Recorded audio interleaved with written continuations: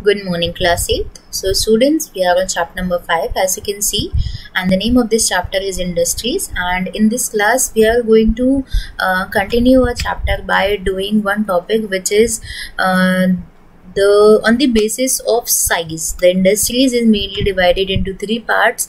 The very first type is on the basis of raw material. The second is on the basis of size, and in this class we are going to discuss this point and the another point also, that is on the basis of ownership. So first of all, let's recall all the points what we have done in the previous class. First of all, what do you mean by industries? We have done secondary industries is mainly related to the secondary activities. Activities is mainly divided into two parts: economic activities, non-economic activities, and primary activities. We have done economic activities को भी तीन parts में आपकी book के अंदर divide किया गया. First is the primary activity, then secondary activity, then tertiary activities.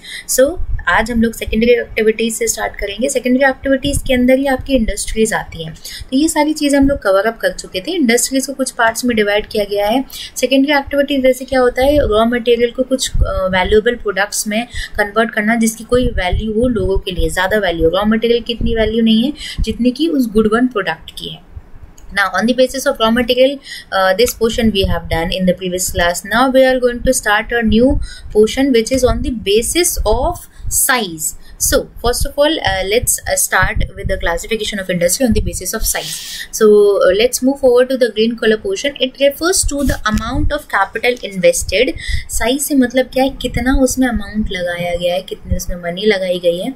On the basis of the amount of capital invested, number of people employed, by the size, by the small scale industry or the large scale industry, people are employed, and the volume of production, कितना जो production है वो है. तो on the basis of three we can say three base we are deciding this portion.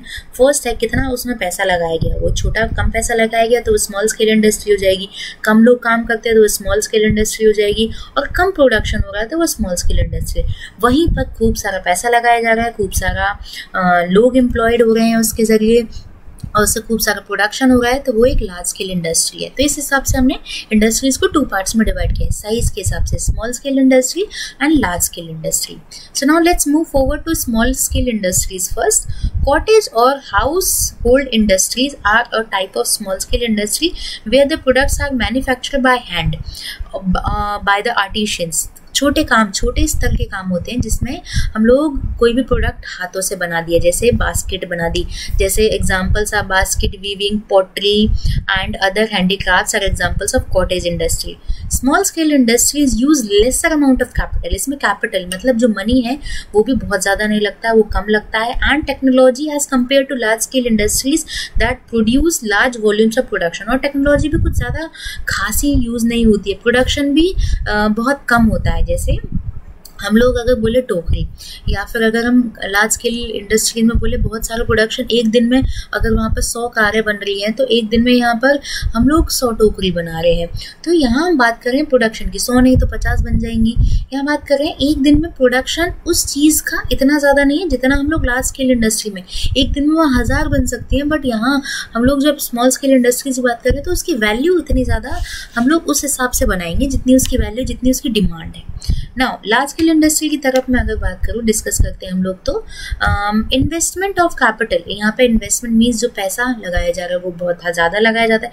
Technology यहाँ पर superior quality की use की जाती है, जैसे silk weaving, food processing industry. हम लोग बहुत बार फूड देखा होगा आप लोगों ने, कई बार हम लोग फूड फैक्ट्री में बहुत सारी चीज़ें बनती हुई देखेंगी, तो एक संग उनकी पैकेजिंग, स्टार्टिंग, सारी चीज़ें हम लोग कवर अप कर चुके होते हैं. तो वो बहुत ज़्यादा एडवांस टेक्नोलॉजी यूज़ होती है in as compare to small scale industries. Production of automobile industries, heavy machineries, आपकी लार्ज स्केल इंडस्ट्री. मशीन आप छोटे घर पे नहीं बना सकते हो.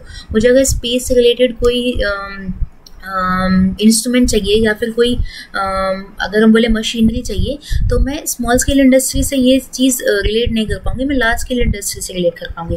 अगर गाड़ी ख़राब हो जाती है तो उसके जो पार्ट्स हैं वो हम कहाँ से एक तरीके से ले रहे हैं, लार्ज स्केल इंडस्ट्री से ले रहे हैं। तो रिलेशन यहाँ पर हम लोग यहाँ पर कौन सी 3 चीज़ों को बेस में लाए हम लोग। पहले तो कैपिटल कितनी लगी है, कितने पैसे लगे, उसके बाद कितने लोग एम्प्लॉयड हो रहे हैं, और उसके बाद वॉल्यूम कितना प्रोडक्शन हो रहा है। तो इन 3 बेस पर हम लोग on the basis of size industries को डिवाइड करते हैं।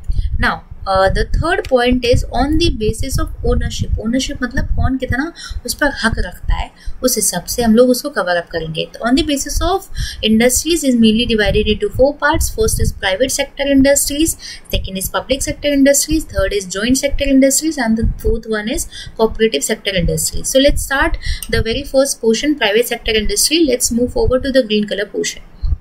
Private sector industries are owned and operated by individual और अ ग्रुप ऑफ इंडिविजुअल्स।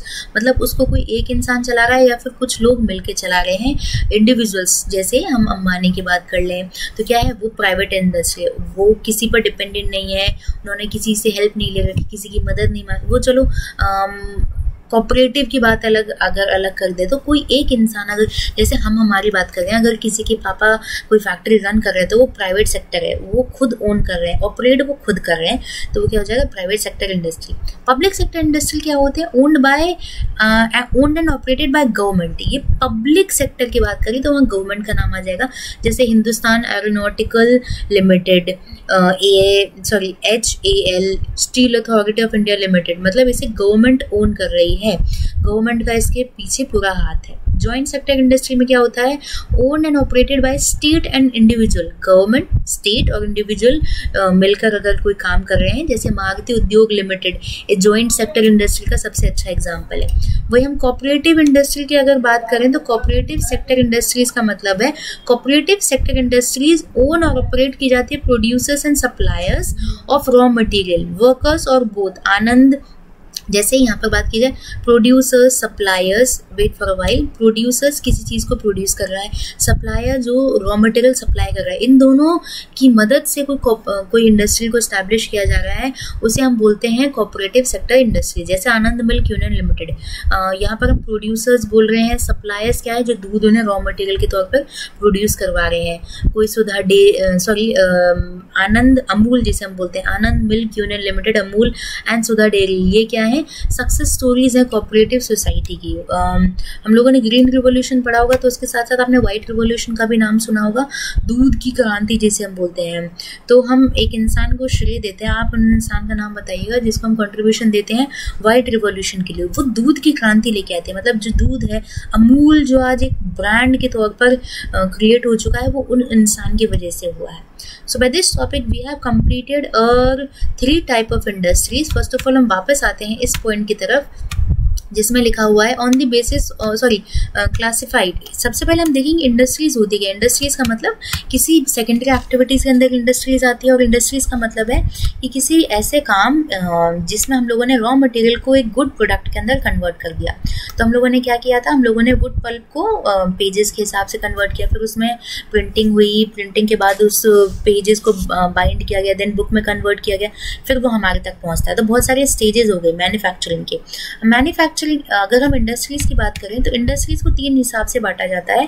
पहला, रॉ मटेरियल कैसा मिल रहा है, उस आधार पर कौन कौन सी इंडस्ट्रीज हुई। दूसरा, वो कितनी बड़ी है इंडस्ट्री, वो ज़्यादा बड़ी है तो वो हो जाएगी आपकी लार्ज स्केल इंडस्ट्री, और अगर वो छोटी है तो वो एक तरीके से स्मॉल स्केल इंडस्ट्रीज हो जाएगी। And on the basis of ownership, ownership मतलब वो कौन कितना हक रखता है, जैसे पब्लिक सेक्टर है, प्राइवेट सेक्टर है, ज्वाइंट है या फिर कोऑपरेटिव सेक्टर है। So we have done all this points in detail. इसकी रिवीजन भी हम लोग अब कवर अप कर चुके हैं। एक बार क्विक रिवीजन करते हैं जो कि हम लोगों ने आज पढ़ा था। रॉ मटेरियल के हिसाब से एग्रो बेस, जहाँ से प्लांट और एनिमल से हम लोगों को रॉ मटेरियल मिला है, उस हिसाब से अगर कोई इंडस्ट्री स्टैब्लिश होती है वो एग्रो बेस इंडस्ट्री होती है। कोई मिनरल मिल रहा है उस पर कोई बेस इंडस्ट्री होती है तो वो मिनरल बेस इंडस्ट्री होती है। मराइन मतलब जो कि हमें सी से प्रोडक्ट्स मिल रहे हैं, अगर उस पर बेस कोई इंडस्ट्री है तो वो मराइन बेस इंडस्ट्री है। फॉरेस्ट से अगर हमें कोई सामान मिल रहा है उस पर बेस इंडस्ट्री है तो वो फॉरेस्ट बेस इंडस्ट्री होगी। उसके बाद हम लोगों ने साइज में देखा था, अगर उस इंडस्ट्री में कम लेबर लग रही है, कम कैपिटल लग रहा है, कम प्रोडक्शन हो रहा है, तो वो स्मॉल स्केल इंडस्ट्रीज हो जाएगी। बशर्ते वहाँ पर इन्वेस्टमेंट ज़्यादा है, लोग ज़्यादा काम करते हैं और प्रोडक्शन भी बहुत ज़्यादा होता है, तो पीपल एम्प्लॉयड भी हो रहे हैं यहाँ पर, तो वो है लार्ज स्केल इंडस्ट्री। और यहाँ पर प्राइवेट सेक्टर मतलब एक इंसान उसे चला रहा है, पब्लिक सेक्टर मतलब वो गवर्नड और ओन्ड की जाती है गवर्नमेंट के द्वारा। जॉइंट सेक्टर मतलब वो एक स्टेट और इंडिविजुअल उसको चला रहे हैं। कोऑपरेटिव मतलब वहाँ पर प्रोड्यूसर और सप्लायर दोनों मिलकर काम कर रहे हैं, जैसे अमूल डेयरी आज एक ब्रांड के तौर पर हमारे इंडिया में एस्टैब्लिश हो चुकी है। So by this topic we have completed the classification of industries in detail. I hope you all have understood the details of all three bases: raw material, size and ownership. In the next class we will discuss the next point. So that's it for today's class. Thank you.